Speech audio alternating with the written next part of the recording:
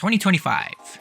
10 years since Splatoon, 20 years since Mario and Luigi Partners in Time, and 22 years since I was born. So with big events like those behind us, what could 2025 possibly do to live up to those expectations?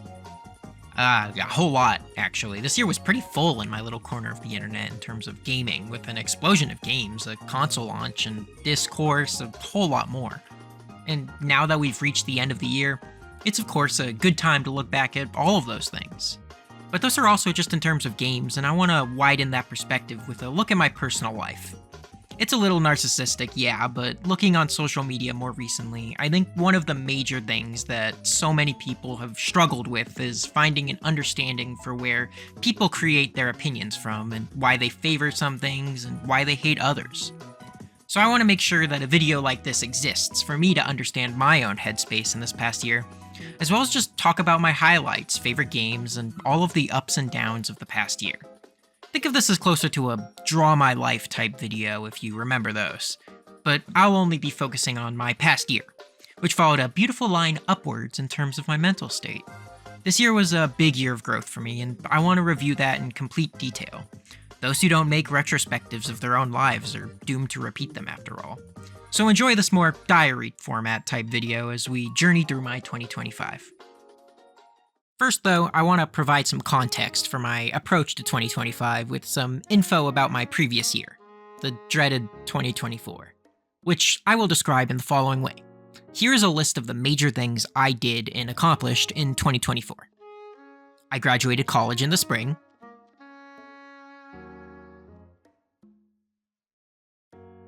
You'll notice I didn't say I got a job. Okay, so after my final semester at school ending in an okay place for me mentally, I kind of fell into a big rut that would continue throughout the year. This would effectively consist of me applying to jobs, receiving rejections, consuming media about how bad the job market was, and comparing myself to other people who were doing better in my position. It really wasn't a healthy place to be and kind of just formed this dark cloud above my head that prevented me from accomplishing much and would often leave me feeling more paralyzed productively. Due to that and an alarmingly drained bank account, I did manage to find a part-time job in retail to at least keep my pockets somewhat filled and get me to go outside regularly while I fought the evil demon that was the job search. The only big major glimmer of hope I had during the time was actually my channel, which I started with the Alarmo video back in November.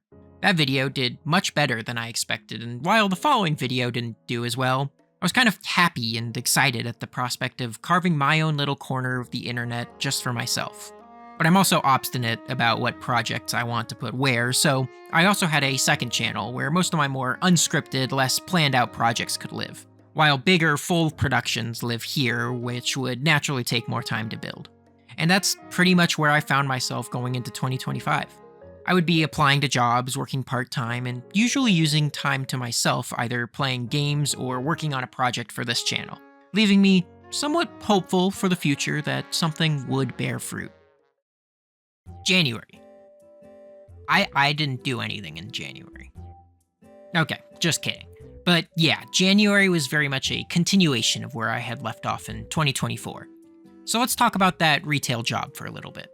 I'd still just started and actually faced working over the holidays in retail and now got to face the wave of returns and other nonsense that comes with being the month after that. Since I was part-time, I actually got to be pretty picky about the days and times I worked, so generally I avoided weekends and always chose to work early in the mornings.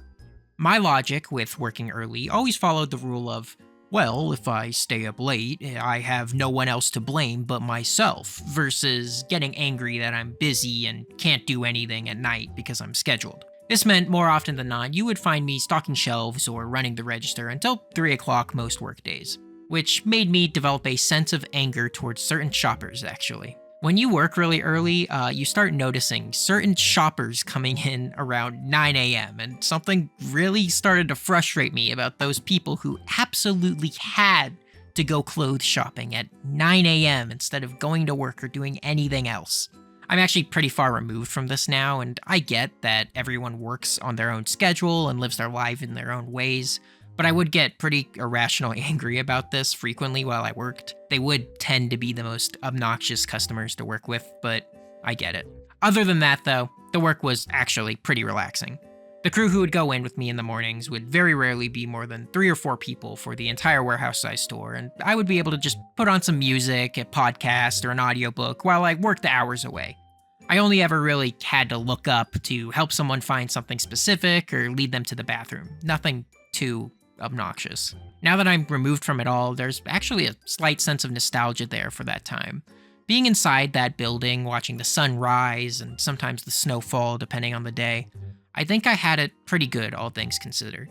2 out of my 3 bosses were pretty nice. The other one was strict and not very good at her job, but everyone else was great. I think I got pretty lucky landing a stopgap like that, and it was a job that allowed me to stay in my own head and kind of plan out any moves I was going to make for the day. This could sometimes be for the worse, with a tendency for some mental spirals, but overall, I think it was an easy place to go in and go out without too much distress from the job itself. As for those days off that I wasn't working, I had done something the previous year that had really begun to pay off. I got a snowboarding pass. And I'm not an outdoorsy person by any means. Snowboarding just kind of looked cool to me, so I ended up using some of my student discounts while I was still in college to get into it without having to pay too much out of pocket. This meant that me and my friend, known as Friend M for the rest of this video, would end up going snowboarding pretty frequently over the next 3 months, with numerous trips up and down the mountain whenever we had time. And thanks to my job and my schedule, I had time. Pro tip about that schedule: if you do decide to work part-time for whatever reason, try and be strict with your availability schedule. Do not tell people that you can work whenever, because they're going to take advantage of that. 8 hours between shifts, unfortunate hours. Just don't let that happen. It's so important to draw boundaries whenever you can, and as long as you play the game right, I think the system is actually pretty easy to manipulate in your favor if you're not looking to work all the time. Anyways, snowboarding is great. I really love the winter, and as long as you have enough layers on, in my opinion, the cold is way more easy to deal with than excessive heat. It's fun to cruise down easy slopes and challenge yourself to do harder and harder things if you do feel like becoming more extreme, but it's not necessary at all. You can always just go for a cruiser.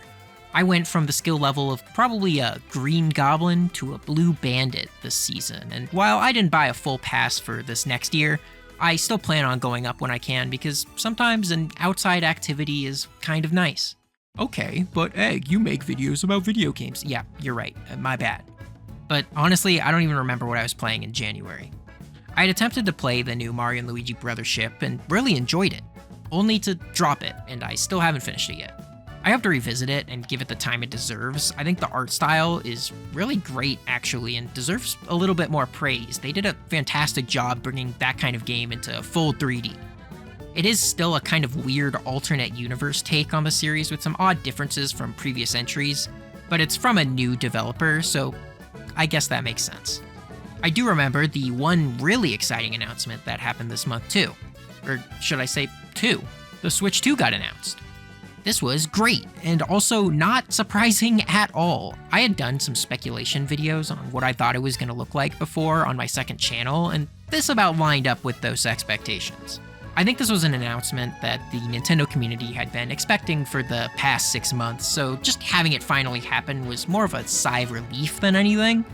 But regardless, it was fun fuel for me to speculate around as we got closer to the announced direct.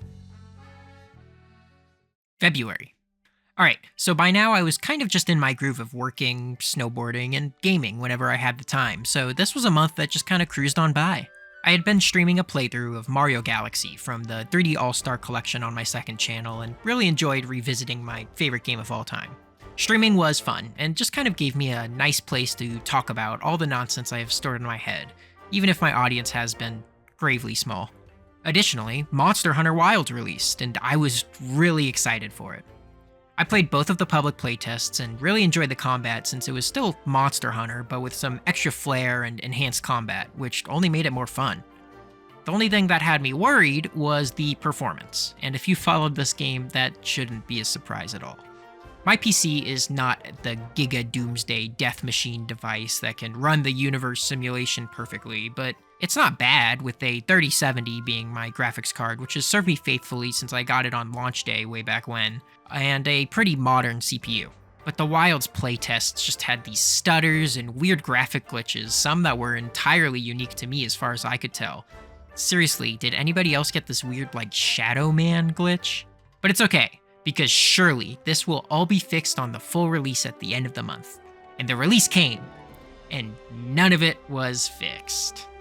Look, this is tough for me, because while I still really enjoyed my Wild experience, the problem is when I look back on it all, I kind of just remember frame stutters and so many of the environments just kind of being a gray mess. There's this seasonal system that means the game only looks fantastic a third of the time, with the other two seasons more often than not looking like a blob of drowned out colors. But the combat feels so good with the new counter system, and all of the new monsters have insanely fun, well-designed fights, and I put 40 hours into the game over 3 days, so I'm not really sure where to put it in terms of my thoughts. Was it a good user experience? No, Was it fun? Yeah. They've improved the game a bit so far, but hopefully with some more optimization later and some reworks to the seasons with whatever the Master Rank expansion is, and Wilds can really shine.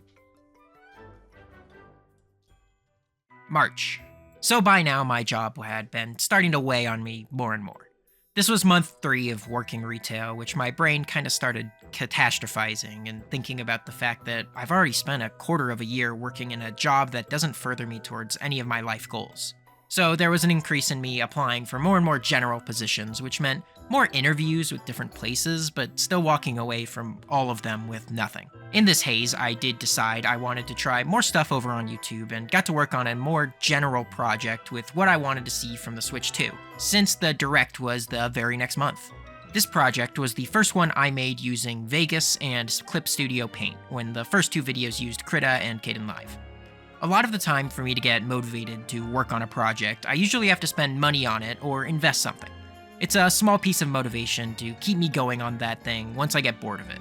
I don't know if that strategy would work for everyone or is even an option for some, but it really helps me continue this work since I've already put a part of my paycheck into it. Anyways, this video was a lot more free-flowing for me, so it was easier to just have fun with putting it together.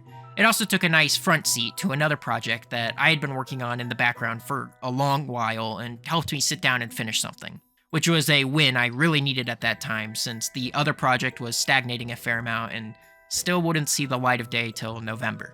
The video's performance was about what I expected. I got a little overshadowed with Nintendo announcing and dropping a Direct basically immediately after I uploaded it. But here, just for fun, let's look at what I got right in those predictions I had back in March. Not bad. I really don't think Nintendo is as hard to predict as some people claim. They have weird patterns, but once you learn the kinds of announcements they make, I feel like they're actually pretty consistent as long as there's no real-world interference. In addition to that, I created 2 other videos on the second channel that just explored my thoughts on the Switch's original hardware and game lineup. When I was younger, one of my favorite things to do was listen to long discussion-type videos on content I was interested in. It helped me to know that others were just as stupidly into topics as me, and I wanted to jump into making stuff like that. But these 2 videos were a bit more derivative of other recent work that has popped up on YouTube. This was actually originally going to be a series where I talked about all of these games from 2017 all the way to 2024. But I decided against it after the second video over the games itself is still at a whopping 1 view all these months after upload. Maybe one day I'll come back to this. I also realized that I was 2 months away from friend M's graduation, and we had agreed to go on a trip together to celebrate that fact and celebrate my own graduation a year later. This meant that at this time, I was generally doing the majority of the planning for this trip, making reservations and blocking out dates to make sure everything would work out. This was also a pleasant break from my mental spirals that I would often have at work whenever I was restocking the same shelf for the 50th time. As for games of choice this month, I was spending a lot of time playing my 2 MMOs, Destiny 2 and Final Fantasy. Destiny 2 was on its final massive content update for the Final Shape expansion cycle with Episode Heresy. And I love Destiny despite what everybody claims about the game. I really enjoy that it has all of these objectives to chase at any given moment with this massive list of achievements and weird secret collectibles in each activity. It's a good game that lets me dive into its world and feel encouraged to really engage with it. The setting and lore, to me, is really unmatched. Final Fantasy XIV also had its major patch 7.2 drop, which came with raiding content, and I had the opportunity to jump into these ultra-hard fights for the first time at content. Final Fantasy endgame content is also insanely fun in my opinion. Memorizing patterns and learning the best way to deal damage through these patterns is intensely satisfying, and these fights were not for the faint of heart. Well, fights might be an over-exaggeration for me though, because while my group were excited to get through all 4 endgame fights that were added with this patch, each member ended up becoming busy in one way or another, and so as time went on, we really only ended up finishing one of these. I had a trip coming up, so that made me leave for 2 weeks, one member had to move, another 2 had continued internet issues, and one just quit the game entirely. It was discouraging because I really love to do this more aspirational, difficult content in this game, but keeping 8 people free week over week with motivation to do it will always be difficult, no matter the game. I'm still really thankful for the time we did spend trying these fights, and they were easily the highlight of my weeks in gaming more often than not this month. April. Work was still becoming increasingly miserable around this time as the cycle continued in that store, and snowboarding season had all but died out, so the excuse to spend my time there was fading as well. Luckily, Nintendo at the very least had me covered though, with the waves on waves of Nintendo Switch 2 news that were washing up on the shore. I had one really fun discussion video over my thoughts on that direct and was generally positive on the future of the console, even with the pricing information that was coming out. I also streamed Donkey Kong Country Returns HD over on my second channel, which was fun to revisit since that game was really exciting for me when I was younger. As an adult now, all I can say is that the game itself is still great. Not $60 remake great, though. Maybe if it had that old Donkey Kong chant that played when you opened Tropical Freeze on the Wii U.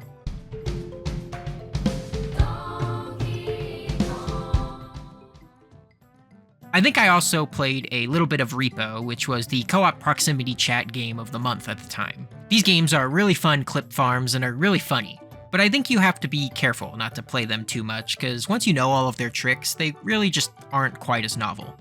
Pretty quiet month overall though, with a whole bunch of more of the same type days as I geared up for a lot more happening the next one. May.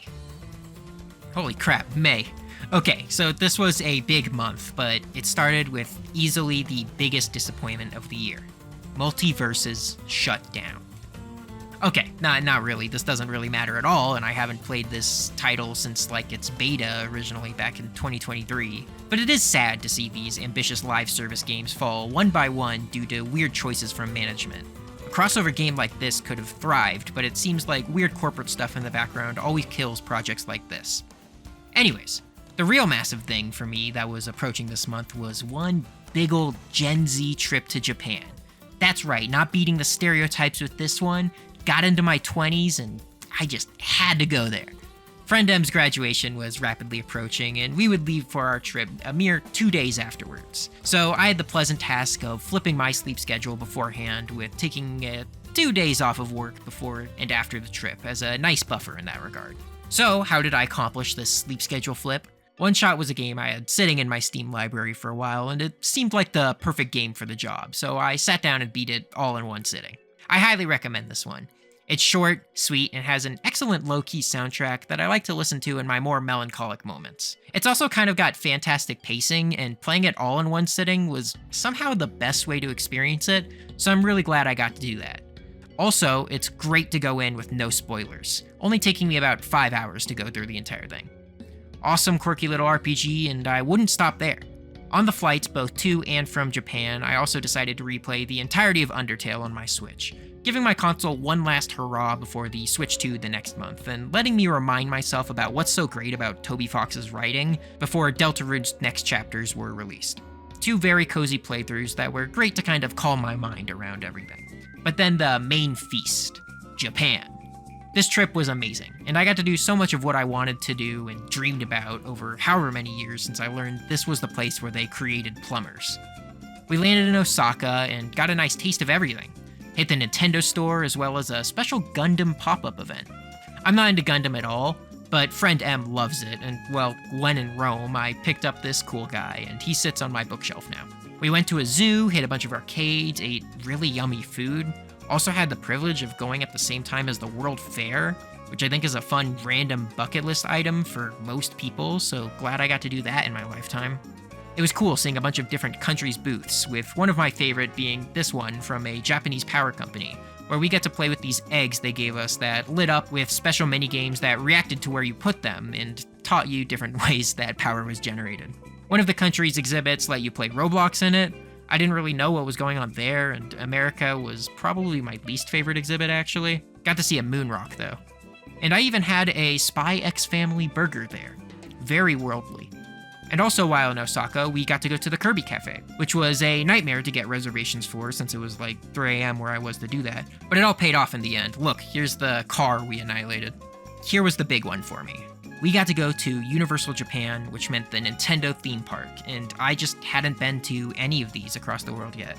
I had a blast there too. The wristband integration and gamification of the land is really cool and unique. We rode both the Donkey Kong coaster and the Mario Kart ride. The Mario Kart ride felt like a typical Universal ride in my opinion, just with some shooting elements added in with the goggles they give you, so it wasn't too impressive to me. But the Donkey Kong ride was easily my favorite attraction of the day that we went on. In fact, we went on it twice, and it has these fun little speakers that play Donkey Kong minecart music while the ride tricks you into thinking you're hopping from cart to cart. I'd really looked forward to this opportunity for a long time, and this theme park was amazing. Can't wait for the Zelda expansion and to have an excuse to come back. Or the Kirby expansion. Or Pokemon. Or whatever they decide to do. And all of that was just in Osaka. We also went to Tokyo and Kyoto, got to go into the Nintendo Museum, eat at more themed cafes including Kamen Rider and Final Fantasy, drink at the wall bars in Shinjuku, see Thomas the Tank Engine. I was really happy with the end result of this trip. If I only ever get the privilege of going to Japan once, I really think I hit all of the things I need to see. It was really special, and I'm really glad that I spent all that time planning and working to have such an amazing trip, and someone as awesome as friend M to go with me. Anyways, next time I go, I'm gonna make sure I go snowboarding too. After getting back from the trip, I got to apply for more jobs and had been starting to hear back from different positions, but every interview kind of just had me walking away thinking, I don't know what I could have done to do that better.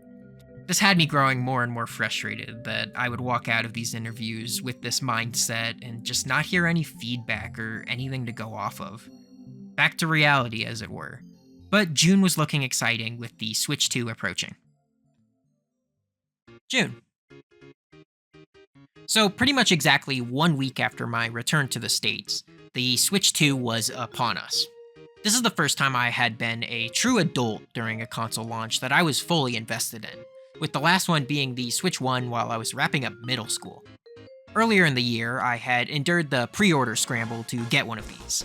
I actually failed to get my online order in, and after that failed night, I resolved myself to get up as early as possible the next morning to ensure that I had a pre-order guaranteed at GameStop with the in-person reservation system. This was actually a pretty fun morning. I got to stand in line for 4 hours with people who were just as stupid about a silly Japanese company as me, and so I got to talk with them. One actually ended up giving me some tips for my trip to Japan at the time. But here I was 2 months later back to pick it up at that midnight launch. That day was actually pretty cool in general. On June 4th, my day started with the release of Deltarune Chapters 3 and 4, which I played for about an hour. Toby Fox, I think, still has such a smart sense of implementing a heavily story-based game into an interactive medium, and taking advantage of what choosing to do that comes with. Deltarune is amazing, and I never want to tell anyone about it because getting anything spoiled for this game is criminal. I really wish the fanbase could remember that at times. Regardless, this was a really special experience that I started to sink my teeth into. But I had another interview that day from an application I sent out basically the day I landed. I went in and came out as confident as I had been with all of my other interviews, generally in a better mood because of Deltarune and the Switch release coming up. I then went home and played until it was time to go get the console. In the end, I actually was lucky enough to secure 2 different Switch pre-orders. The one I had reserved at GameStop and one from Nintendo's online pre-order program. I ended up giving this order away to one of my friends I made at college. She's the #1 Mario Kart player I know, and is actually one of my only in-person friends that really enjoys Nintendo specifically, and I can talk to about that. Anyways, We picked up the Switch from GameStop, which actually came in pretty poor condition as far as the box goes, thanks to GameStop, and got to playing Mario Kart World. It's Mario Kart, for better or for worse. It's funny watching online discussions around this game because I think at the end of the day, it's actually really good. The visuals and gameplay pop like no other entry in the series, with the parkour gameplay and the cartoony aesthetic just kind of coming together to make the game feel so much more alive. But that's never been what I see people talk about. Instead, it's all about the straightaways, which I agree are a real problem. But is that really what we're gonna boil all discussion of this game down to? I don't know. For now, though, I'm pretty happy with this, and realistically, I only ever get Mario Kart out to play with friends in a casual setting, and this game still serves that purpose perfectly. The soundtrack is, of course, also legendary, and I'm happy that my work music options basically doubled with this release. Alright, but forget the game, because this is actually a whole new console right here, and I want to talk about it. Is what I would say if there was a lot to talk about. The Switch 2 has been a fascinating thing to own for the past 6 months because I feel like all of the things I love about it are pretty much the same reasons I loved the original Switch back when it came out. The console looks and feels fantastic for a portable, that screen is amazing to look at while I sit in bed, and being able to handle more powerful experiences is really exciting and really nice after 7 years of the Switch 1. But that's really it. I'm enjoying this thing because it's a Switch. Not because it's a Switch 2, and I don't really know how to feel about that. I do wonder if that's why discussion online around this thing has been generally negative. The only new talking points around the console aren't that great and have far more depth than it's more powerful. Game prices, game keycards, and other general negative industry trends have made this launch really weird. I feel like everyone's kind of just looking for a reason to hate right now, and it feels like those are way louder than any positive feedback that's being given. But I guess that's the internet for you. While we are hating, I guess I'll mention my one hate real quick is this thing is big. And that can be nice when I want a really high quality screen to enjoy on the go. But also, I'm kind of afraid that portable game devices just aren't really that portable anymore. I think the idea might be that phones will replace them, but to me, that'll never be the same thing as something like a PSP or DS that you can fit in your pocket and is dedicated to gaming specifically. Very interested in if a light model of this console will come out later down the line and fix this. Alright, what else for June? My birthday was this month, 22 now, fun to have a multiple 11, I guess. I also went gambling for the first time and lost everything instantly, so I probably won't be doing that again. But here's the big one. That interview I had on Switch 2 Day was finally the one. I got a call back from them and finally landed a big boy job that I've been working to this day. I love this job. It definitely doesn't pay what I had been idealizing in my head, but it's a great start and very fulfilling. That also meant that I could quit my retail job pretty much as soon as I got the news. It was reaching a point where it was truly wearing down on my soul every day that I had a shift, and that is not a problem that I've been struggling with anywhere near as much anymore. Real quick though, I don't want to sit here and tell you any job hunting nonsense that you'll find on Instagram and TikTok. Finding a job right now sucks. There's no feedback from applying to people, and this is a weird online application, LinkedIn maxing reality we live in now. It really is fishing in a lake that has one fish in it that's far too busy staring at seaweed than taking a look at your line. If this is something you're struggling with, remember, you're not alone. This is a big problem right now, and stay resilient. That fish is in there somewhere. July! So I basically had a month off here since I quit my job. I originally wanted to spend that time finally finishing a video on this channel, but instead something far more evil happened. My friends said they wanted to play Destiny with me, which never happens. More specifically, the new Destiny expansion, the Edge of Fate, was releasing later that month, and a raid was going to come with it that we wanted to tackle on day one. If you're unfamiliar with the game, these are intense 48-hour periods where you have a team that goes into an insanely hard in-game activity and try to beat it in that time limit for bragging rights and a moderately cool profile picture in-game. I usually participate in these every time they happen and find success at least once a year, one way or another. I've done all of these ones, and have succeeded at these ones, which I think is actually a pretty good track record for someone who doesn't have a super consistent group to play with. But the difference here was that the group of people who were interested in tackling this challenge specifically hadn't played the game or played the game very minimally over the past few years. So they were incredibly underprepared for this challenge. And it was only starting in a couple of weeks. So instead of spending this month doing a whole lot of productive things, I ended up spending the majority of my time helping my friends prepare as much as possible for the awaited raid day. So, the raid day came and we got our asses kicked. So this was a really, really tough raid to try and jump back in on, with it being considered one of the toughest 48-hour competitions to happen in the game's history, and I think one of the most cheated raids in the history of the game. Try as we might, 2 weeks of Destiny prep time was not enough to conquer this challenge that players who play all the time barely got past. So we ended up walking away losers. Would I consider all of that time I spent preparing a waste then? No! Always remember there's fun in the journey. I was really happy to have all that time to play one of my favorite games with my friends again. We ran a bunch of older raids that I hadn't had the chance to revisit in a while, and generally would just hang out on call more often.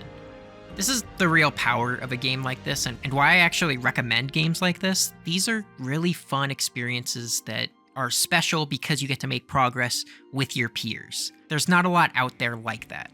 And I'm still glad that I spent my time this month enjoying good company and goofy moments. Anyways, immediately after all of that wrapped up, Donkey Kong Bonanza released, and I played it and I liked it. So, Bonanza was pretty much everything I wanted it to be. Creative and innovative Nintendo gameplay, fun set pieces, and a mind-blowing, jaw-dropping ending that blows everything else out of the water. But also, I walked away from it feeling more lukewarm to it at the end of the day. Bonanza is great, and I would recommend it to anyone. But I'm afraid it doesn't really reach the heights that Odyssey or any other 3D Mario hits in my head. That might just be because I'm older and not as impressionable anymore. But I think the game could devolve into mashing buttons looking for collectibles a little too frequently, and right now I've been enjoying more linear, carefully handcrafted experiences instead of the more sandbox nature of this game and some other recent Nintendo releases. It was still great, but I think I walked away feeling like it could have had just a bit more. I also played Nubby's Number Factory this month since a friend gifted it to me, I guess. Here's gameplay of that. I actually love how this game looks. It's like something I would have played installed on school computers in the 2000s back at elementary school. But I really and truly have nothing else to say about this game. Or this month. It wasn't very productive. August. This is when I started my new 8-hour-a-day, 40 hours a week job. Free time became more of a commodity here and definitely took some adjusting to understand how I could spend all of that time. Content-wise, I only really streamed the new Kirby and the Forgotten Land content over on my second channel. It was fine. More Kirby and the Forgotten Land, which is a game I love, but this was kind of just more levels, and I feel like the developers actually already did a great job exploring all they could with the setting that the game has. It was nice to have a cool little epilogue in the form of this, but there really wasn't anything of note here in my opinion. Another small boost of gaming I had this month was another new Final Fantasy patch, which finished up Dawn Trail's main story arc that seemed to be going on. Meh. I have a lot of thoughts on Dawn Trail, some more positive than the community, some more critical than I think the community will be, but since my Final Fantasy series won't be finished for like 6 years, I'll say this for now. All of Dawn Trail's patches felt very predictable and bland in terms of storytelling. There are standout moments and characters for sure, but I think it's time to move to greener pastures. And with the way this patch ended, it felt like we were heading there. I also checked out the Castle Crashers Painter Boss Paradise DLC, which had silly Steam mods, so that was fun. Real life stuff, I went to an anime con that I had been to the year prior, and it was significantly worse, and I will not be going again. I'm already not a con person. Cons are kind of evil. It's spend money to spend more money at an artist alley for me most of the time, and the rest I rarely find I want to spend time in. But it was a good day for hanging out with friends, which is the big benefit of something like that. I also got to get the McDonald Land Meal and Shake. Check it out. I got the Grimace merchandise pack, and it's all super awesome, silly little paraphernalia. I think that's the right use of that word. This was a fun publicity stunt from McDonald's with a really cool commercial, and I generally try to support stuff that sticks out like this when I can to try and show companies that weird experimental publicity things like this is what I want. I know, it's a drop in the pond, but I like to think I'm doing my part. Around this time, I actually got invited to participate in a pretty cool game experience called Archipelago. If you don't know what that is, it has a dedicated website and everything, but the essential idea of it is that a bunch of players connect to a server with different supported games of their choosing. The server then takes all of the items from all of the different games and then shuffles them all around and gives them back to the players. This means that a player playing a Zelda game could open a chest and find missiles for someone playing Metroid. It's a really cool asynchronous multiplayer experience, and I'd recommend giving it a try if you're looking for something new to play with friends. I played A Hat in Time, which is one of my favorite indie games, in a lobby with people playing Ocarina of Time, Yoshi's Island, Kingdom Hearts, I think MS Paint somehow, since the unlocks can get pretty abstract. It was a really fun, unique gaming experience. September. Alright, this is kind of where I completely hit the groove in real life. I've really enjoyed my new job. I don't really want to talk too much about the nature of it, but know this. One of my biggest pillars, motives in my life is to help other people smile in some way, shape, or form. This job definitely checks that box and has kind of helped me stay sane and grounded in this evil internet world we live in. It's been fantastic, and I'm really thankful that it came along. I still have issues with it, like any other job, but as of the end of 2025, I'm very content and will keep enjoying something like this while working on personal projects like this channel in my spare time. Anyways, far more important than that, since I was in such a groove again, I got to play hella video games this month. Right off the bat, Destiny's new content update dropped, Ash and Iron, and it was awful. Okay, realistically, I think Destiny made a bunch of changes back in July that were good short-term and harmful long-term. And now we were hitting that long-term part of the calendar, and it was pretty obvious how these effects were showing. Because of this, I played some of the new content and then just took a massive break for me, Destiny-wise, for the next few months, which I think is something a lot of Destiny players should learn to do. So, I had some pretty good opportunities to stream on my other channel, and I finally finished Metroid Prime Remastered. This was an ongoing set of streams from literally when I started the channel back in November of 2024. I really enjoyed this game, but my commitment to always stream it made me feel like I probably didn't play it in the best format possible. With Metroidvanias relying on you remembering where to go half the time, I would almost always open these streams with me aimlessly walking around trying to remember what I did over a month ago. Regardless, the experience was good, but next time I play something like this, I have to make sure to stay more committed to the experience. Silksong was also released this month. Silksong is an amazing product that I can tell care was put into every little crack of this game with the animation, music, and world design. I dropped it after 2 weeks. It really wasn't a bad game at all, but I think I really wanted to get better at a lot of things over these few months, so a combination of working on videos, playing piano, and starting some new skills made it so prioritization was a little difficult for me to find time playing something like this. So much for getting in the groove. Which is a shame, because I'd consider Silksong as one of the only absolutely true Metroidvanias to exist. The game constantly encourages you to revisit old locations, explore in an order you choose, and it's not secretly linear like some Metroid games tend to be.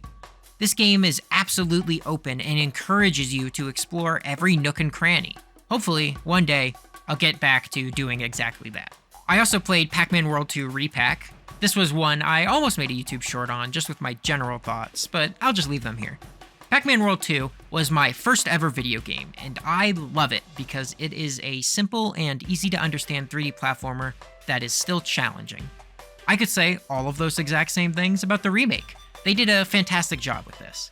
The only complaint I have is that I don't really like any of the voice acting. Pac-Man's 3D design in this game has always been closer to an old retro Mickey Mouse silent movie type look, so I kind of prefer him to stay a silent protagonist to fit that. But you can turn that off in the settings, so I guess no real harm done. The other, exciting thing about this game was the fact that this was the first game keycard I bought for my Switch 2. And man, these things suck.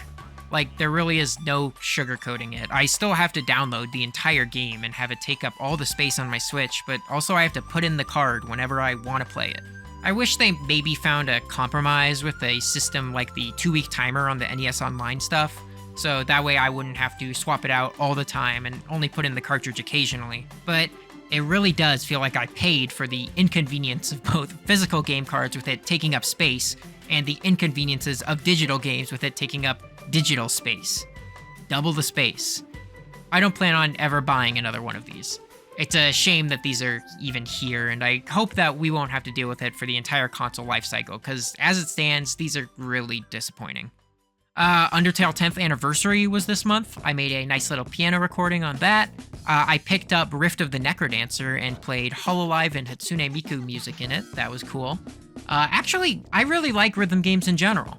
I didn't know this until some of my friends explained it to me and I went to Japan, but a lot of rhythm arcade cabinets you can log into with a card to keep track of your high scores and unlock some fun customization stuff. I got my card in Japan and have been going to local arcades here and logging in with my card. Is it financially viable? Probably not. I think arcades are pretty expensive, especially here in the States. But it's really fun to enter the zone and play a song in some wacky format as flawlessly as possible. This is also just a fun social activity to do with my friends whenever I want to get out of the house. October. Ooh, the spooky month. I didn't do anything for Halloween. But I did do a fair amount this month. One big project I had was upgrading my computer to Windows 11 with the end of Windows 10 support. I had no desire to do this, and I know I could have enrolled in extended security updates, but the nature of my job kind of requires me to be familiar with all versions of Windows, so I figured it would be for the best if I had the most modern one at home. But here was the big issue with this upgrade. My ancient motherboard did not support Windows 11 since it needed something called Secure Boot. There were other technical things that I won't go into detail about here, but effectively this meant that I had to buy some upgrades and I ended up picking up a new motherboard, processor, and some RAM. Looking back on this now, I am very thankful I did this upgrade at that time, but let me tell you about the nightmare this was. Okay, so building the PC is always fun. To me, it's adult Legos, but each part can cost upwards of $300. It's really exciting and actually pretty chill if you just put some music on and put together the pieces. But the software was a whole nightmare. Okay, so I boot up the computer and I plan on just upgrading to Windows 11 via the Windows 10 updater. But then I find out that my motherboard isn't connecting to the Wi-Fi, despite the fact that it supports that. Okay, go to the website and get the Wi-Fi drivers for the motherboard, right? Wrong. The drivers for the motherboard Wi-Fi only work if you're already on Windows 11, so I can't connect to Wi-Fi without already being on Windows 11. This is very inconvenient and annoying, but whatever. I was kind of already prepared for this and had backed up everything, so all I had to do was make a Windows 11 USB stick just to re-image the computer. This can be done using the online Windows 11 stick creator tool provided by Microsoft. So I get on a laptop and install the Windows tool. Except the tool doesn't work on my laptop. Why? Because the tool only works if you're on Windows 11 and my laptop is on Windows 10. So then I have to borrow someone else's device that has Windows 11 so I can get Windows 11 on my device. Why? Okay. Nightmare over. I have now installed Windows 11 on my computer. Except now OneDrive is auto-enabled and it wants to kill me since it's trying to back up my 24 gigabytes of data that I just brought from my old Windows 10 build. Oh my god, this was a nightmare and I hate modern tech. I'm so glad I had to jump through all of these hoops to get a worse operating system that is trying to shove tools down my throat that are scientifically proven to degrade my critical thinking skills. Oh, thank you, modern tech. I love you, modern tech. Thank you so much for continuing to make things even more difficult for a human being to own something they already buy. Anyways, I'm on Windows 11 now with a better processor, and Monster Hunter runs better now, so that's cool. I also took a trip out of state this month. I got to go to the Rainforest Cafe and to a cool little used game shop where I got a Chibi Robo amiibo and a copy of Sonic 06, which are both essential to any gaming household, so I was pretty happy about that. On that flight, I actually played the Mario Galaxy Switch releases and fulfilled a childhood dream of having those games portably and playing them on the plane. These remakes are definitely overpriced, I'm not gonna deny that, but this is pretty much exactly what I'd want them to do to these games. They're both really special to me, and I don't really want a remake that could mess up that original vision, so the upscaled visuals and revamped UI are enough for me, and I'm glad to have a new, definitive way to experience these with the better textures and all that jazz. Sonic Racing also came out this month, and I was really happy about that. I consider myself a casual Sonic fan. I read the comics and play all the games, but I don't really dive all that deep into the community. I'm kind of scared of them. I am there enough, though, that all of these references and characters in this game were super fun to see. I ended up making a short on this with some more of my thoughts. Really good game. I finally played Peak this month. It was fun. Blue Protocol, an MMO I had been keeping my eye out on for a long time, had this weird mobile game port thing come out in the States, and that sucked. The true gem I did find was this silly Picross game called 2024 Mosaic Retrospective. I actually love Picross and Minesweeper, both taking up way too much of my free time if I think I'm only going to play for 10 minutes. And this free game on Steam was a fun marriage of the two that I could chill out and listen to its jazz music as I solved a massive puzzle. Fun stuff. November. Not a whole lot of gaming here. The nice thing about that was that I could focus only on one game, and the one I did play was excellent in every way. Kirby Air Riders was such a good game. Getting a non-Smash Sakurai project was a real treat, and the way it's so fully realized really makes that experience special. The story too, of course, lived up to the Kirby lore standards, and the game actually encouraged me to play some other Kirby games, with me finally beating the hardest difficulty boss rush in Kirby Star Allies and 100%ing that game, which I still hadn't done yet. Really good stuff. I made another short on it. Okay, but the real focus of this month was that I absolutely had to get this Final Fantasy video out the door. This has been a project that I had been working on since about December 2024 in terms of editing, and July of 2024 in terms of footage gathering and taking notes. This video took a lot of forms in my head over time, and I ended up playing through the campaign twice just to fully cement my ideas here.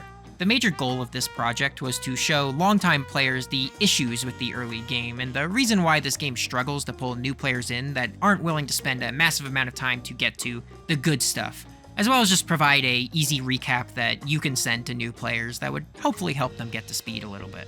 I think, judging by the comment section, this video achieved that goal pretty well. I'm happy that a project like that succeeded in the way that it did. I really struggled, and I feel like you can actually tell where I took massive breaks, where my writing style and voice recording felt and sounded different at times, but that also might just be a side effect of me looking at this project for over 100 hours in editing hell, so it sticks out more to me. But regardless, it really came together in the end, and I plan on doing more content on the game, hopefully in the next year. That being said, I have no desire to become a one-trick channel and only cover one game or franchise or even just gaming in general. My channel is for me to goof off with, and if I can make you smile or think in the process, then that's good enough for me. I actually have an interesting story when it comes to this video and trying to share it. So, I've always been more of a social media lurker, but I wanted to try and promote this video a little bit more. My outlets on Twitter and Instagram are still too small to throw it on there though, so I decided, hey, why not try Reddit? That's an awful mistake. Look, I don't really know what was going on through my head when I thought this was a good idea. Occasionally you'll see videos find their way onto the subreddit, but usually they'll end up more along the lines of shitposts than actual thought pieces. So I ended up putting my video on there, and it got downvoted to hell and back. I got called a tourist, grifter, whatever, due to the video having this thumbnail at the time. I actually kind of appreciated the feedback and ended up changing the thumbnail because of it. While I find the original thumbnail reflects my thoughts more accurately, it does come off as far more clickbaity, and like the video is something where I'm just gonna bash on the product, which definitely wasn't the goal at all. But regardless, I tried to ask for feedback from some of the comments, got called a waste of space, and eventually the post in its entirety got deleted by mods. Never again. I think this entire interaction kind of highlights how bored I am of modern gaming discussion. Nuance is extremely hard to come by. In a world where everyone is just trying to get their clicks as soon as possible, so many arguments are now presented as an end-all be-all. This game has this shitty feature, this one thing I don't agree with, etc., and that just becomes the game's identity online. Look at Mario Kart that I talked about earlier. But this goes both ways, with extreme positivity calling a game fantastic or life-changing without being willing to step back and look at a bigger flawed picture being just as big an issue. Nintendo has become this gaming antichrist on the internet more recently as a specific example, but realistically, so many of the things they've been practicing to me has just been the same as the rest of the industry. I mean, I complained about game keycards earlier, but all of those complaints could just as easily apply to discs that you buy for Xbox and PlayStation right now. Also, does everything have to be a war now? Mario Kart and Sonic Racing discourse has been so unpleasant to watch as both of them argue over which one's the better racing game of 2025 when, oh my god, does it matter? If you want to enjoy a game of Mario Kart, you're gonna play Mario Kart. If you want to try Sonic, you're gonna play Sonic. This world of extremes has just become so miserable to listen to and endure that I think my use of social media will continue to dwindle because of it. I want to use those platforms to find like-minded friends, but I think the bad actors are just so loud that it's just impossible to sift through that garbage. Rant over. What else? My car hit 100,000 miles. Yay! December. And here we are, end of the year. Not too many updates as I finished this script on the 20th. The new Destiny expansion dropped and it was really fun. They added a cool lightsaber since the expansion was positioned as a crossover project with Star Wars, but despite that, it still felt like a complete Destiny product and ended up way better than I expected. Just kind of more Destiny if you like more Destiny, and if you don't, probably not for you. I got the contest dungeon clear, that's all that mattered. I've also been slowly making my way through Metroid Prime 4, which has been pretty good. The story is at least interesting to me right now, but I heard it gets worse, which it probably will. But other than that, man, this game is so pretty and fun to play. I've actually been using the Joy-Con mouse feature for my entire playthrough, and after some settings tweaking, it's actually really nice. I did have to 3D print a little mouse mount for the Joy-Con in the name of comfort for my poor wrist and arm. I hope Nintendo could make an official attachment like this someday if they keep making projects like this. That's really it though. Just holiday prep work on this video and getting kind of excited for the new year, both of which have now carried into the new year. As for this year, I'm just hoping to continue to flex those creative muscles. I got into a lot of stuff last year with more drawing, music, and other projects than ever before, and I want to continue that trend. I'd love to do even more on my second channel as well, because unfortunately, I kind of have a bad habit of letting that place gather dust whenever I focus too hard somewhere else. I'd also like to put more effort into meeting like-minded people. Interactions online can be amazing, and finding more avenues of socialization would be nice as long as it leads to productive and fun conversation. Plus, I need people to run those Final Fantasy raids with. This video will be an outlier going into the future. Almost all of the things I create here will usually have a point to them, something for me to argue. But I find that arguments come across all the better when you have perspective on someone. And a video like this will hopefully provide that in spades. Again, I find myself in a much better place than at the beginning of 2025 and want to continue to ride that momentum. And I hope you too can find some momentum as we sail into the second half of this decade.